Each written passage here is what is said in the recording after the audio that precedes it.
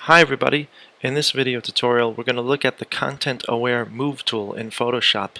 It's a tool where we can scale an image and it won't stretch the content.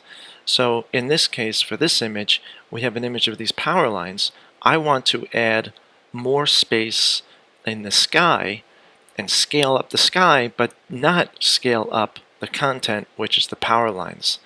And this tool can do that. Normally, if I was just going to do this, let me bring up my layers here. Oh, there.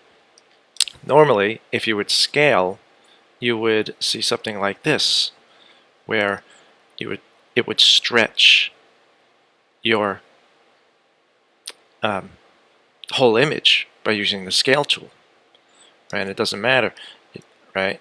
So it would stretch it. We want to scale up this image, but leave the power lines alone. And this moves us into our negative space challenge this week. So here we go.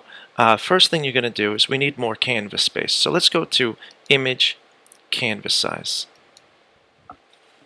And you have to decide, where do you want the room to go? So I want to push some room on this side and above. So actually I'm going to hit this corner. So now I'm going to add space to the left and above. For this example, I'm just going to double it up. So approximately double the size, like that, and I'm going to say OK. If you ever see a checker box, that's just transparency. It might be in white for you. It's no big deal. So to find this tool, what we're going to do first is select with the rectangular marquee tool, and I'm just going to try to get as close as I can to the corners of the image here and select the whole image. Okay. Then we're going to go up to Edit, Content Aware Scale tool. And when I click on that, we get a bounding box here.